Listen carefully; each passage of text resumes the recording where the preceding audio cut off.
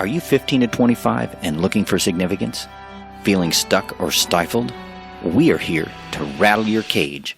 Find the wisdom you need from experienced innovators and get ready to break the mold.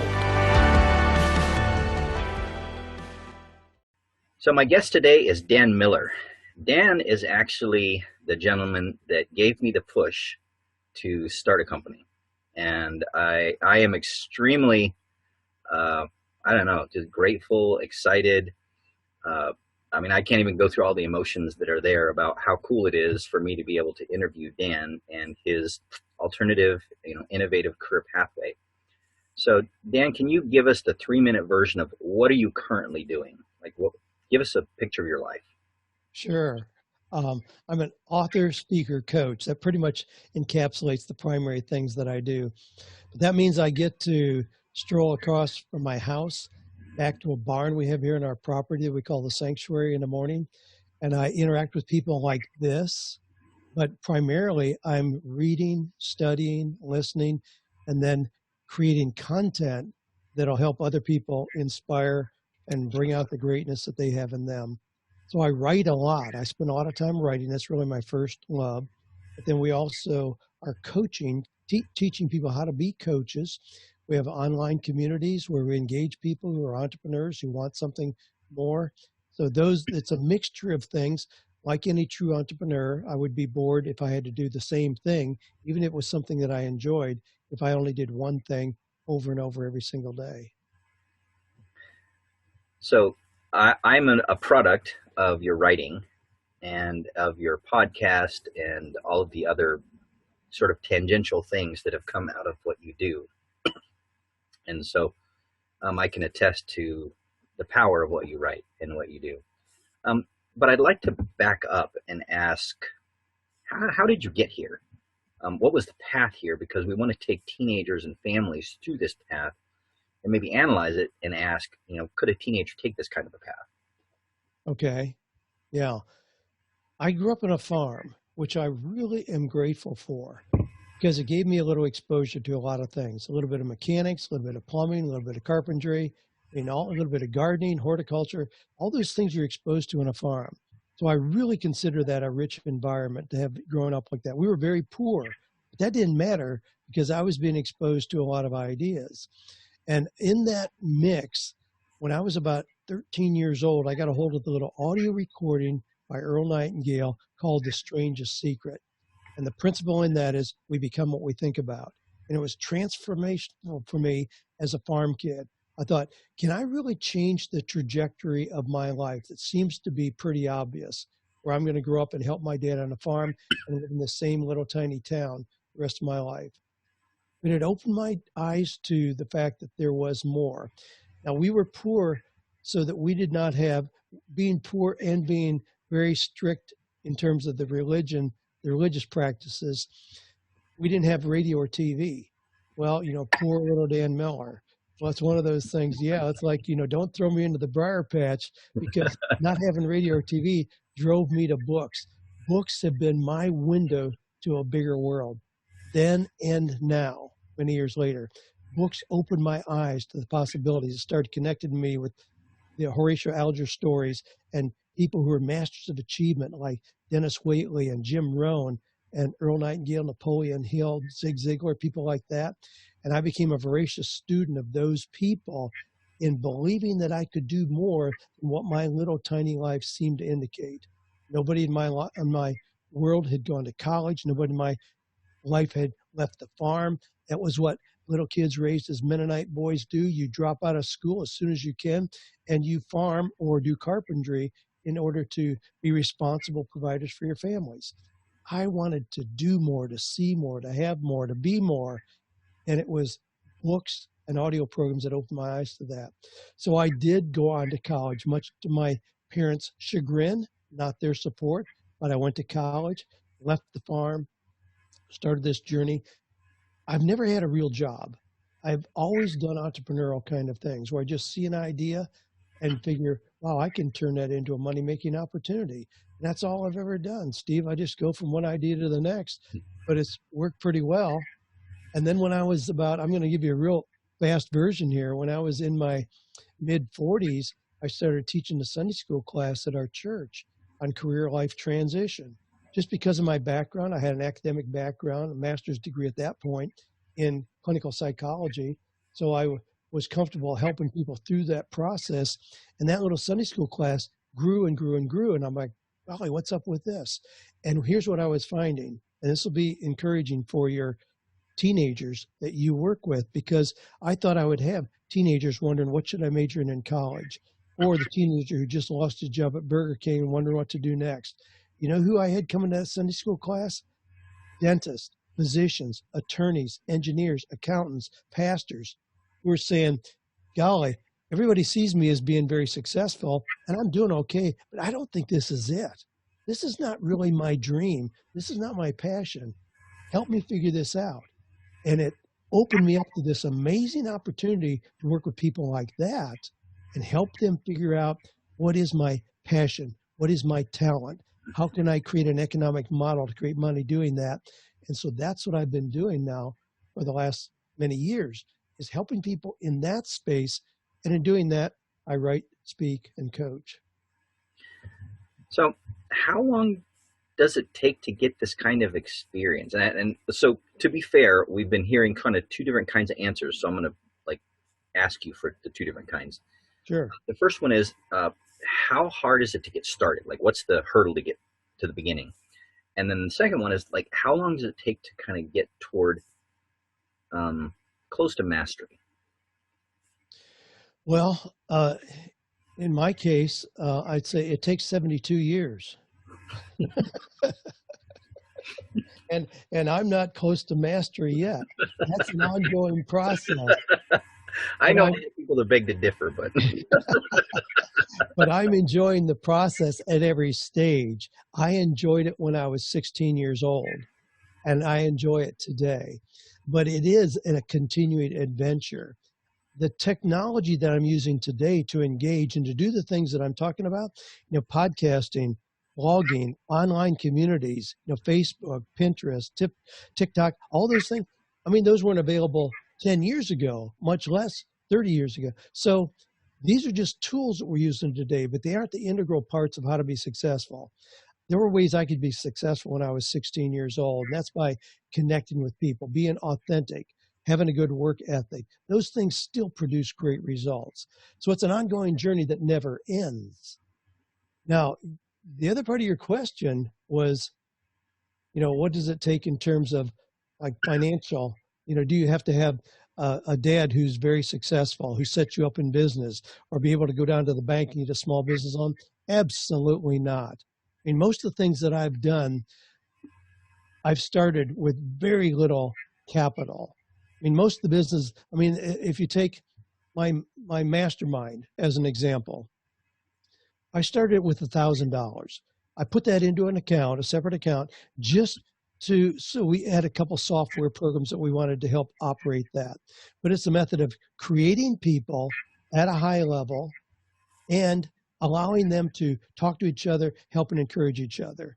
But that business will generate me, $500,000 this year. I've never put any more money in. As a matter of fact, after the first 30 days, I took my $1,000 back out.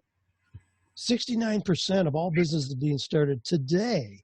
I mean, we hear about these businesses where somebody wants venture capital and they just got another $20 million. Those are really, really rare. 69% of all businesses being started today require less than $10,000.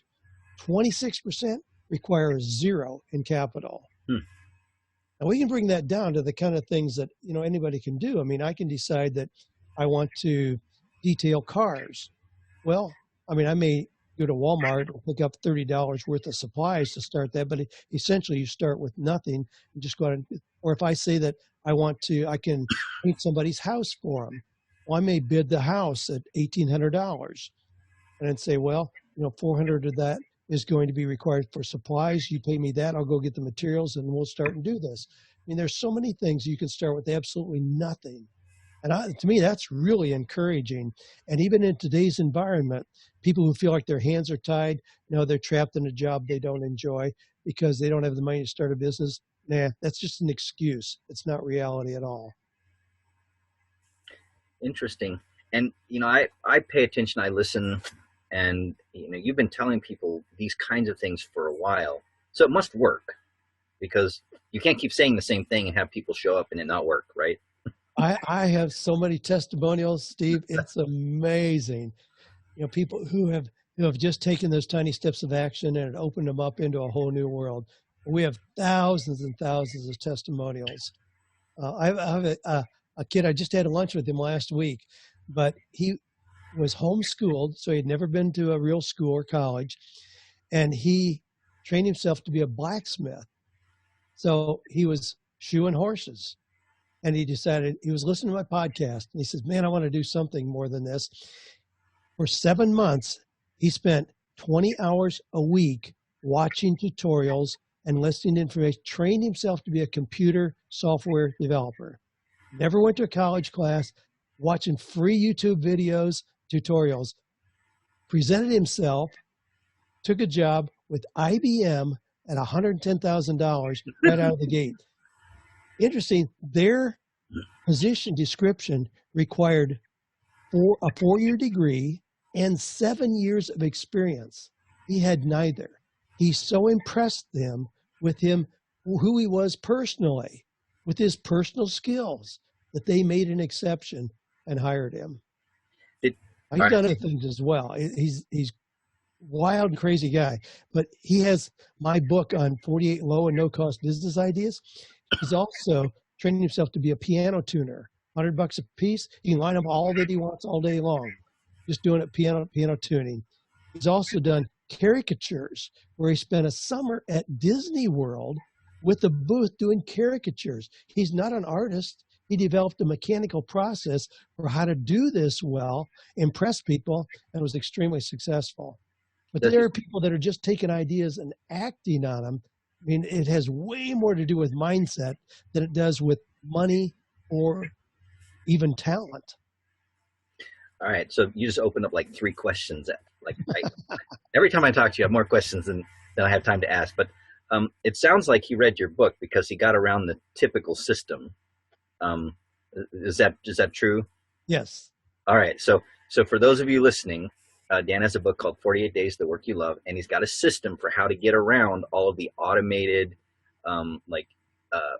interview things that are out there and get to a live person. And you should definitely pick that up if you want to know the secrets of how to get past that.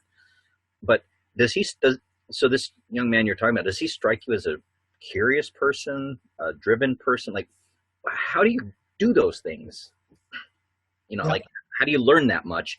Just what drives him? He's extremely curious. Yeah, in meeting with me, it's funny because he now wants to position himself as a paid speaker. I said, okay, no problem at all. I said, you can knock this out of the park. But I said, guess what? 2 years from now, we're going to be having the same conversation. He says, what do you mean? I said, because you obviously are somebody who enjoys change. Don't think you're going to find one thing and do it for the next 30 years. You're going to want change. And I said, plus, you're going to knock this out of the park as a paid speaker, and you're going to come back and saying, gee, Dan, I'm tired of living out of hotels and airplanes. I don't want that kind of life. I said, this is just an ongoing cycle for you. If you want to speak, yeah, you can do that. So that'll be the next thing. But yeah, it's because of how he's wired that he's a change agent. He is not a likely candidate. And it would be futile to look for the one thing that he's going to do for the rest of his life. I think that's an important thing to realize. In today's environment, for one thing, the average job lasts 2.3 years in length. So just in terms of generalities, a person is likely to have 10, 15 different jobs in their working lifetime. We need to just accept that as a reality. The old days of get out of school, get the right job, stay there 30 years and get a gold watch, nah, not going to happen for anybody listening to us today. Wow. I think I need to talk to this young man. So I'm going to ask you afterwards if you can connect us, because I totally would like to talk to him. He sounds like one of those people that needs to be on this podcast. Anyway, one of the questions I really wanted to ask you, because I know you have strong opinions about this, and I really think that our young people and the families need to hear this. It's super valuable. Can you help us understand how important it is to have a positive outlook in what you do, and maybe in general. Well, it is important. I mean, there are some books that I tell people that they need to read if they really want to be successful. And there are books that I tell people they ought to read before they're 13 years old. And those include number one, How to Win Friends and Influence People by Dale Carnegie. Learning how to relate to people well, the importance of a nice smile, good handshake is going to take you farther than having a PhD behind your name. So that's really critical and something somebody can do when they're 13 years old. Other books in that list are going to be things like See You at the Top, Zig Ziglar, Think and Grow Rich, Napoleon Hill, The Magic of Thinking Big by David Schwartz, and Acres of Diamonds, Russell Conwell. Those all are focused not on business techniques, not on attaining a credentialed degree, not on getting licensure, and they're developing personally. Mindset, personal skills, a pleasing personality, those are things that go way back in history. Those are timeless principles for success. And those are things that when you focus on those, you can bypass people who have been in the same job for 20 years or who have an MBA. All those things, you can bypass them because your personal skills will open doors that all those other things can't. Positive attitude, top of the list. We tell people in our 48 Days community, there are 3 things you have got to have if you're going to be successful. Right mindset, the right idea, and the right network. Nobody's successful alone. You've got to learn how you can link arms with other people, have other people whose skills supersede your own, fill your own gaps so you can focus on your zone of genius instead of being a generalist. But right mindset is at the top of the list. Yeah. So if you're listening to this or watching this on YouTube, you need to take Dan's words very seriously. He has been watching this for how long have you been actually how long has it been since that Sunday school class now? That's been 30 years. This is 30 years of experience coaching people who are already successful and trying to become more successful, or just trying to do a turnaround in life. And I mean, Dan has seen everything. And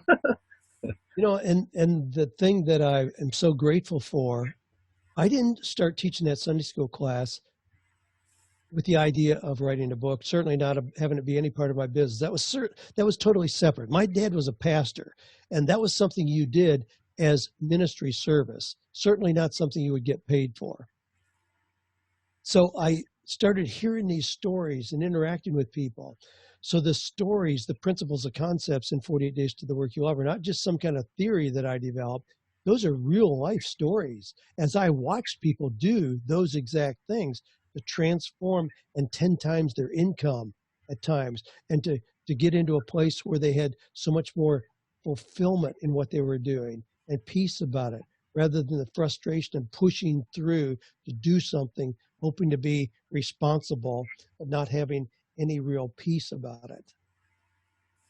Yeah, I've had the benefit of listening to a lot of those stories because they show up in the podcast, they show up in your books, I don't know if I got this from you or who I got. I probably did get this from you. The idea that you can have as many mentors as you want as long as you can read a good book. Oh yeah. Oh yeah. Those early mentors I mentioned, Zig Ziglar, Tommy Hopkins, Mark Victor Hansen, all those guys. I mean, I was a poor farm kid.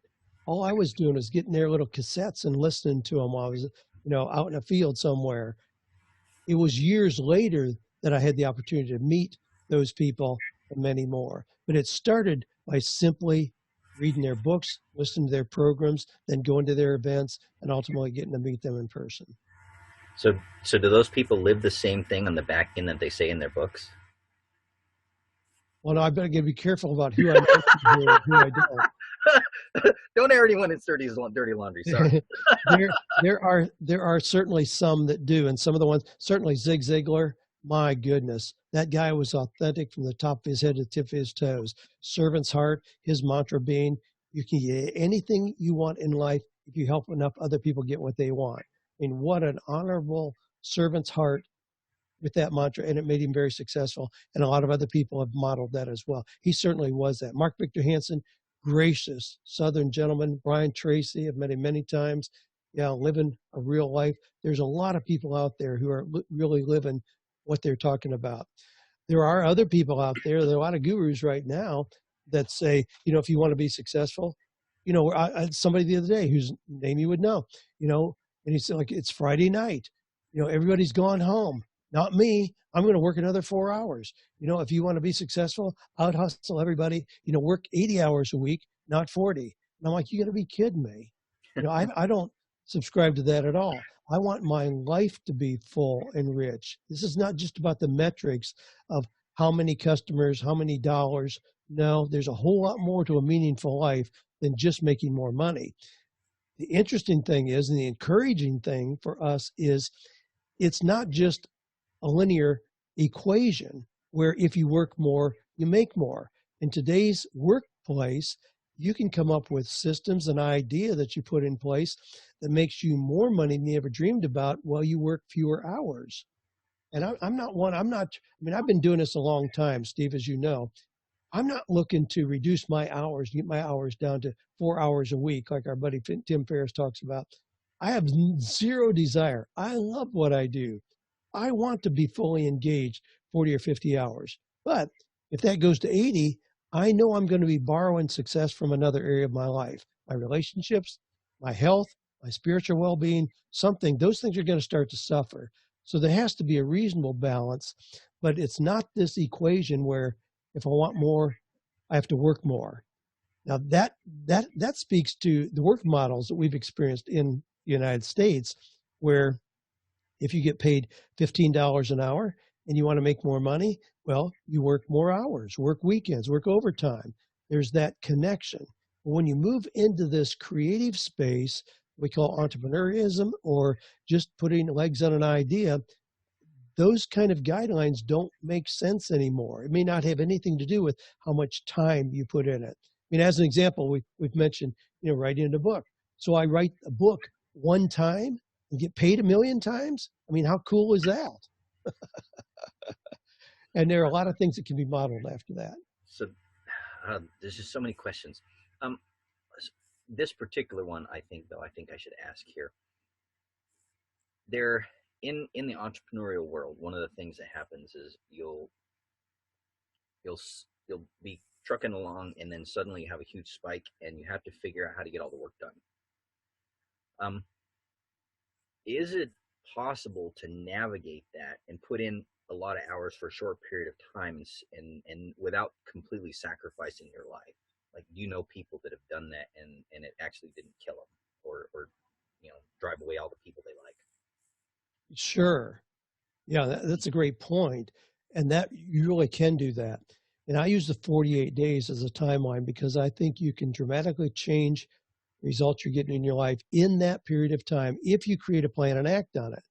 Now, a lot of people, and the reason I developed the 48 days is because I got tired of hearing about people who said, gee, my work stinks. I don't love like I'm doing it all. We'd map out a plan of action, and I'd run into them a year later, and they hadn't done anything. It was like, well, I'm waiting until I pay the mortgage off. I'm waiting until my kids graduate from school. I'm waiting until I get the next degree. There's always something down the road. I'm like, forget that. There has to be a timeline that we can implement where you really can get dramatic change. So the 48 days is a model where you can assess where you are, get the advice and opinion of other people, identify 3 or 4 good options, do a little more research, choose the best one, and act. That can be an intense, focused process where you then change things dramatically. So it's not just strung out over a long period of time. I talk to a lot of people who want to start a side business. So they just want to start a side business. And 2 years later, they're making $500 a month on their little side business and putting in 20 hours a week and think, gee, I'm too stretched. I'm stretched too thin here. I'm not enjoying either side at this point. I'm like, why are you doing that? Let's look at your business. If you can get your business up and running in 6 months to duplicate your current income so you can make a full transition, then let's do that. And if you can do it, do it. Go full force and really get your business up and running so you can make that transition. I've seen that happen time and time again where people got intentional about it, ramp that up, and then we're able to make a full transition. If you can't see creating full-time income from your business in 6 months, then let's take a fresh look at the business. Does it really have the potential to be a business, or is it just going to be some little side hobby where you invest 5 or 6 hours a week in doing it and just have it as a hobby? Let's be realistic about it. But I'm a big one for short periods of intense, focused activity to get you to a higher level, to break through. It's like getting a plane off the ground. Steve, you understand that? The physics guy. It takes a whole lot of force to get that sucker off the ground. Once you're up in the air, then you can feel them pull back in the throttle. Now you're just gliding along. That's exactly what it takes to get an idea off the ground. Excellent. Well, um, I would like to come back to one or two questions and then let you get on to your next interview. Uh, what, how difficult do you think this path is, and what kind of young adults do you recommend to take it? Well, it's a reasonable question because the path that I've taken is certainly not one that I recommend for everyone. What I do would be seen by a lot of people, whether they're young or middle aged or whatever, as very isolated and very lonely. We have to be realistic. Part of 85% of the process of having the confidence of proper direction in your career comes from looking inward. Let's look at what God has already revealed to you about who you are. What are your unique skills and abilities? What are your personality tendencies? How do you relate to other people? What kind of environments are you most comfortable in? We want to embrace those things we know about you. That's why it's powerful to be 27 as opposed to 17 even. Now you start wherever you are, but at 27, you've got a little bit more life experience and you've got a little bit more clarity. I tell people a lot of times those early jobs you have in your career, the first 3 or 4 jobs you have, sometimes the best value of those is simply helping you clarify what you don't want to do. So as you progress through life, you get more clarity about who you are, what kind of person you are, what kind of environments you operate best in, how you relate to all those things. So you keep getting clearer and clearer and clearer. So 85% of the process is looking inward. And then it ought to tell you what kind of work environment makes sense. If you're real extroverted and outgoing, then you need things that give you a lot of interaction with people. If you're more shy and introverted, we can develop models for either in a job or in business, it embraces that. So this process of self-understanding is going to have a big part in determining what path makes sense for you. So I certainly don't recommend what I've done as a cookie cutter process at all. It fits me. And the reason I do the things I do is because I know Dan Miller so well. That's exactly why I do what I do. Why I walk back here, 95% of my time is spent here in my office, in a barn on a property, not anybody here at all. Nobody here at all. So if you're between 15 and 25, how important then is self-discovery, what you're talking about? It still is 85% of the process. Don't get deterred by, gee, Uncle Harry did really well in this career. Or, I read a book about somebody who really killed it in real estate or an online business. Those things are secondary. You can be successful in pretty much anything you want to if it's a proper fit. But making it a proper fit is more important than the idea itself. And I have outside my property here, Steve, you've been here in my property, you've seen it, an eagle carved in a tree. Well, nobody's going to go to college and have the guidance counselor say, you need to be a tree carver. That's way off the scale. That doesn't relate to any kind of career that anybody ever dreamed of, but it fits that lady who does that. It fits a lot of things about her, and she is just incredible and extremely successful in what she does. So it's a very individualized path, and it takes a little bit of experience to know enough about yourself to start to see, okay, what is this heading me toward?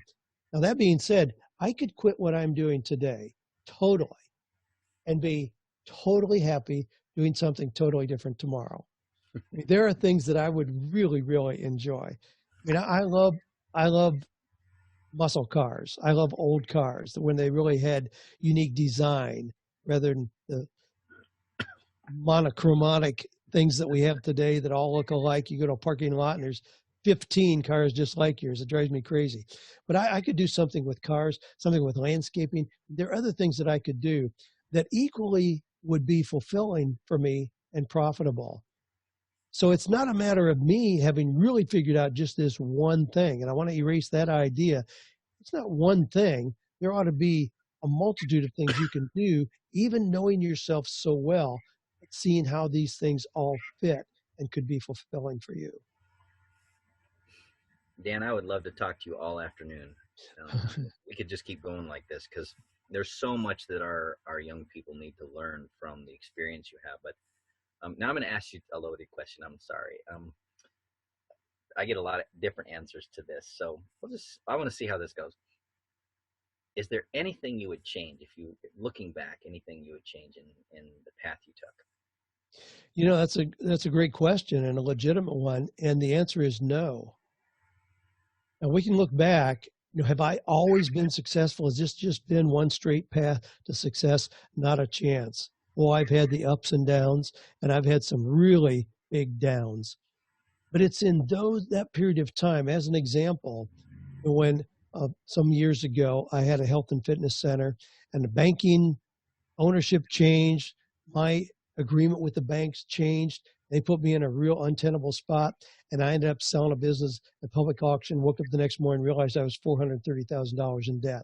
That was a horrible, horrible experience to go through that, and it took more time to walk out of it than I would have ever experienced. However, if I had been successful in that path, I would have continued with the belief that to be successful in business, you need bigger buildings and more employees, more inventory.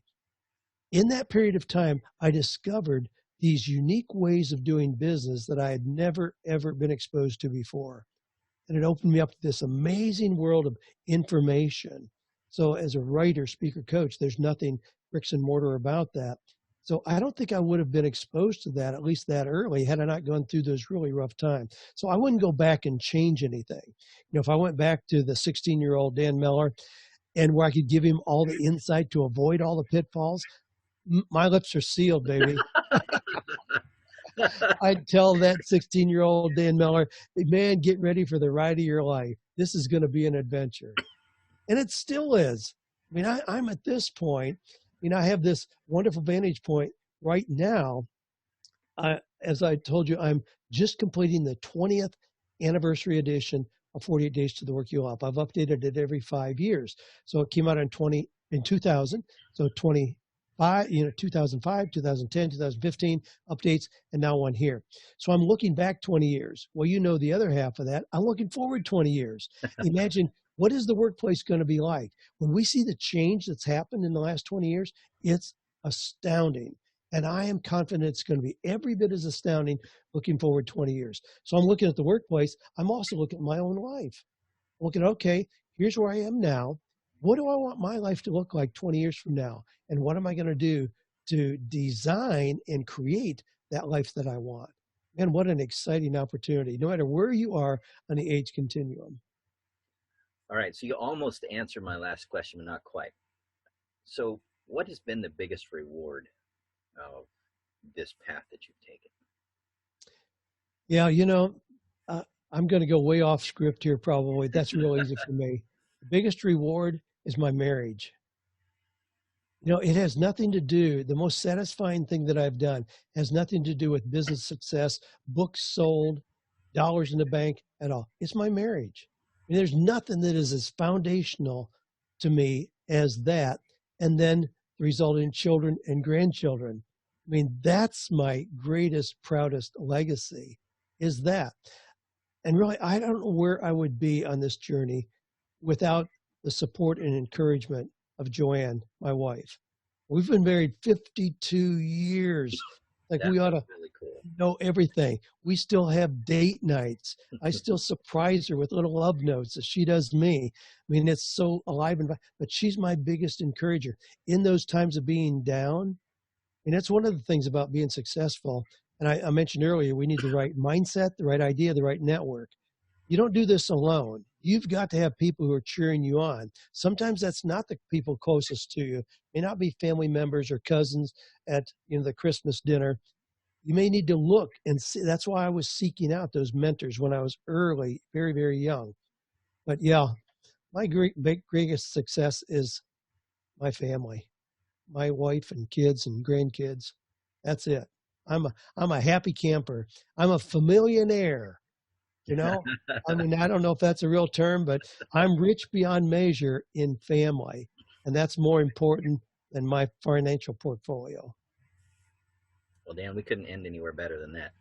Thank you for taking time to talk to the people in our audience. We have learned something in the last 30 minutes. Thank you. Well, I appreciate that. My pleasure. Always a delight to talk to you, Steve. I'm thrilled with the things that you're doing to bring hope and inspiration to the next generation. And my pleasure to come on here and maybe help stimulate their ideas. Thank you. Thank you. You want to stay inspired? Subscribe to the Developing Innovators channel and get inspiration every week. You can learn more about becoming an innovator on our website, developinginnovators.com.